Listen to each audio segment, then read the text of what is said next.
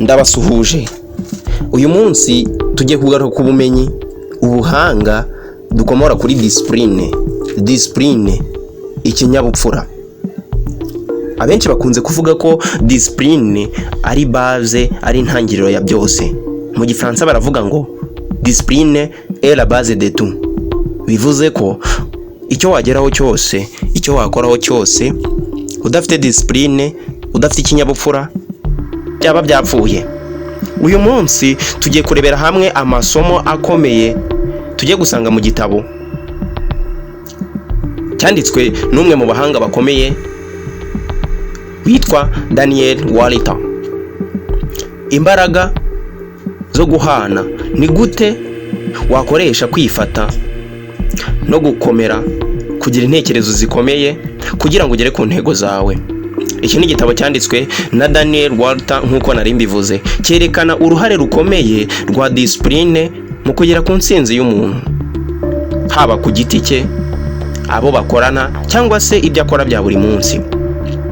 Walter akomatanya inama zifatika ku bushobozi bw'imitekerereze kugira ngo afashe abakurikirana iki gitabo, wowe uri kunyumva aka kanya, gukomera no kugira imitekerereze ikomeye mu bigendanye na discipline. Tugiye kurebera hamwe amasomo 7.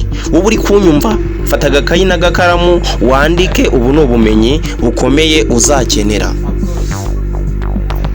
Nk'uko nababwiye ubwashize, ubumenyi niyo ntwaro yonyine ushobora gukoresha uhindura isi, ni nayo ntwaro ushobora gukoresha wihindura ubwawe. Ubumenyi nicyo kintu abantu badashobora kukwiba. Ngiyi impamvu ikomeye dukwiye kwiyungura ubumenyi buri munsi. Dukwiye kwiga uko twava ku rwego rumwe tukagera ku rundi, haba mu iterambere, ubukungu, imyitwarire, discipline, ubuzima muri rusange. Uyu munsi tugiye kugaruka kuri discipline. Ntago turi buvuge ku bukungu, ntituri buvuge ku bumenyi bundi cyangwa se ubuzima busanzwe, ahubwo turavuga kuri discipline. Ni gute umuntu wabashije kugira discipline akagira imyitwarire myiza, yabashije kuba umukire, yabashije kugera ku gasongero k'ubuzima. Isomo rya mbere: sobanukirwa ikinyabupfura icyo ari cyo. Discipline ni iki? Iyo bavuze ikinyabupfura wumva iki? Umwanditsi Walter asobanura ko discipline ari ubushobozi bwo kugenzura ibikorwa, amarangamutima, ibitekerezo kugira ngo ugere ku ntego zawe z'igihe kirekire. Ashimangira kandi ko discipline atari yo gukomera, ahubwo ni uguhitamo guhuza indangagaciro n'intego z'umuntu. Iryo ni isomo rya mbere. Ukeneye gusobanukirwa discipline icyo ari cyo, nk'ubushobozi bwo kugenzura amarangamutima, ibitekerezo ku ngingo runaka, ndetse kugenzura amarangamutima, ibitekerezo, ibikorwa kugira ngo ugere ku ntego z'igihe kirekire. Niba ugenzura ibikorwa byawe, ukagenzura amarangamutima yawe, ukagenzura ibitekerezo byawe, nta kabuza ufite discipline, ufite ikinyabupfura. Kugira ikinyabupfura ntago ari ukwibombarika ngo utuze, ndetse kandi si no kuba nyamugiyo bigiye, ahubwo kugira discipline no mu bikorwa ukeneye discipline, no mu mivugire ukeneye discipline, mu mitekerereze naho nuko. Ingingo ya 2: the importance of self control. Menya kandi usobanukirwe akamaro ko kwikontrola, kwifatira imyanzuro. Igitabo cyerekana ko kwifata cyangwa se kwikontrola cyangwa kwifatira imyanzuro ari ikintu fatizo cya discipline. Walter asobanura ko kwifata bituma abantu barwanya ibishuko by'igihe gito kugira ngo babone igihembo cyangwa se babone inyungu z'igihe kirekire.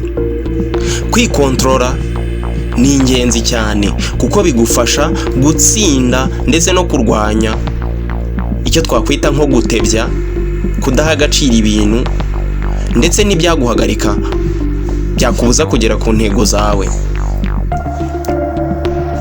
Iyi ni ingingo ya 2. kumenya agaciro cyangwa se kumenya akamaro ko kwikontrola, wowe ubwawe ukagena ibikorwa byawe, ukamenya kwifata, ukagira imirongo ngenderwaho, ukagira amahame runaka ugarukiraho, mbese muri wowe ukaba ufite imipaka n'umurongo ntarengwa. Isomo rya gatatu: iga gushyiraho intego kandi zisobanutse.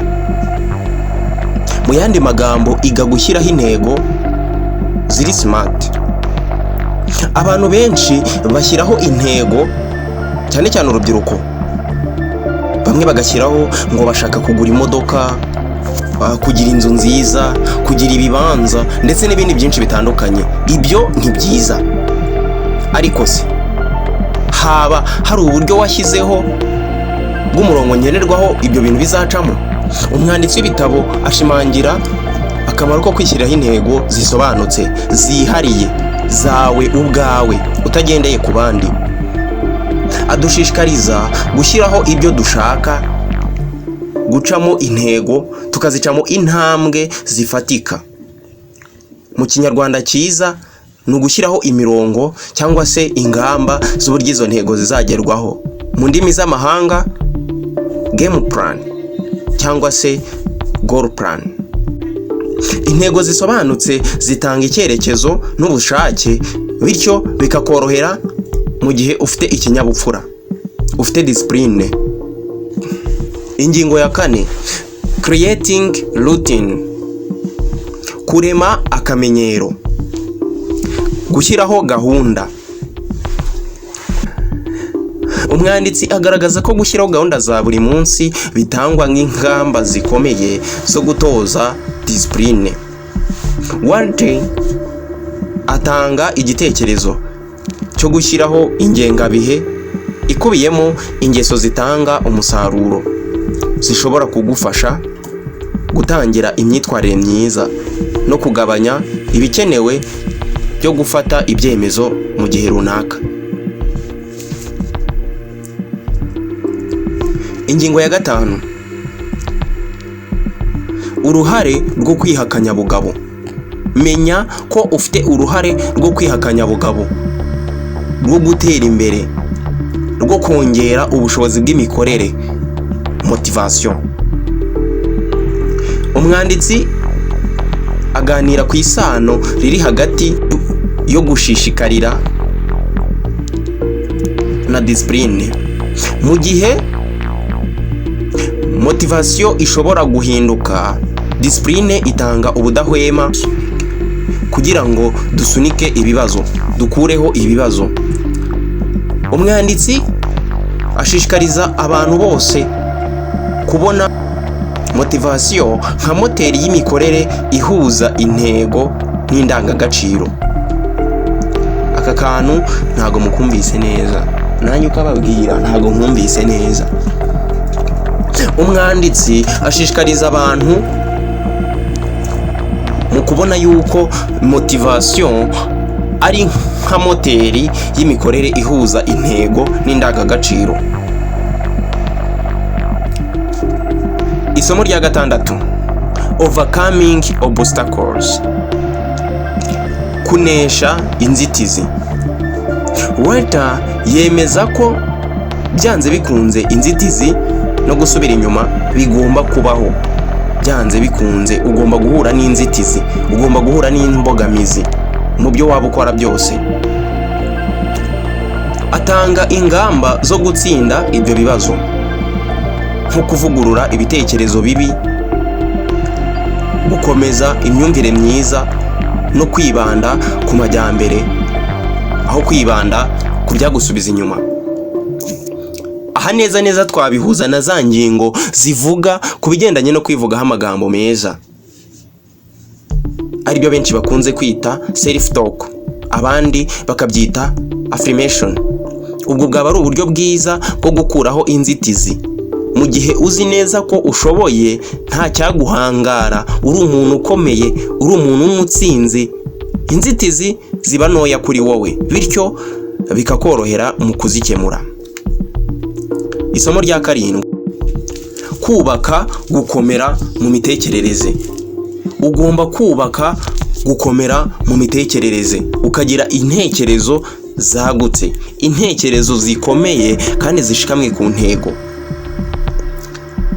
Igitabo gishimangira akamaro ko gukomera mu bitekerereze mu gukomeza imyitwarire myiza cyangwa se discipline. Writer yerekana uburyo bwo guteza imbere imbaraga nko kwitoza gushimira, kwiyumvisha intsinzi no kwakira ibibazo, kwemera ibibazo ugashaka uburyo urwana nabyo cyangwa se ubyirinda, ugashaka inzira nziza zo kubikemura. Gukomera mu bitekerezo bifasha abantu gutsimbarara imbere y'ibibazo, bifasha abantu kuguma ku ntego imbere y'ibibazo, bityo ibibazo bigakemuka. Isomo rya 8: Power of accountability. Imbaraga zo kubazwa, imbaraga zo kugira imibare ntarengwa. Iyi writer yerekana agaciro ko kubazwa mu kurera cyangwa se kubaka discipline. Atanga inama yo gushaka umufatanyabikorwa cyangwa kwinjira mu itsinda rifite intego zisa, ugakorana n'abantu muhuje intego, ugakorana n'abantu bashobora kuguha inama zagufasha mu kubaka discipline nziza. Neza aha twabihuza n'ikigare, abantu mugendana.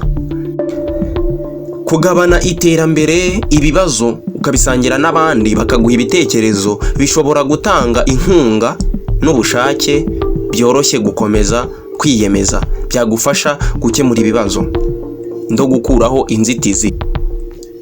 Ibyo byose bigaragaza imbaraga za discipline. Ingingo ya 10 ari nayo ya nyuma: kwishimira ibyagezweho. Kwishimira intambwe wateye. Writer agaragaza ndetse ashyigikiye ijambo rivuga ku kwishimira intsinzi uko yaba ingana kose, yaba ntoya cyangwa nini mu rugendo. Kumenya no guhemba iterambere bishimangira imyitwarire myiza kandi bigafasha gukomeza gushishikarira ibikorwa. Ibirori bishobora kuba ibintu byoroshye. Kwemeza ibyagezweho bigira uruhare mu bitekerezo byiza no guhanwa bihamye. Nk'abantu bakora ama business, gutegura ibirori runaka nk'ama event, ama recognition, abantu bagashimirwa ibyiza bakozeho, bagashimirwa ibikorwa by'indashyikirwa bagezeho. Iyo ni intambwe nziza yagaragaza imbaraga za discipline, yagaragaza imbaraga n'ubushobozi bwa discipline. Uyu mwanditsi Daniel Walter atanga umurongo ngenderwaho mu guteza imbere discipline no gukomeza cyangwa se gukomera mu kugira intekerezo nziza binyuze mu masomo yo kwishyiriraho intego, kwishyiriraho gahunda, gushishikarira gukora, kubazwa no gutekereza byimbitse.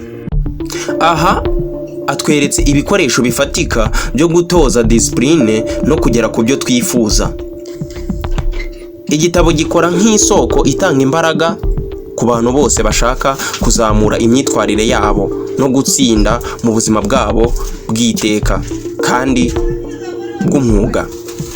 Ndabashimiye, mbifurije kugira discipline, mbifurije kugira imyitwarire myiza mu byo mukora byose. Mbibutsa gukora subscribe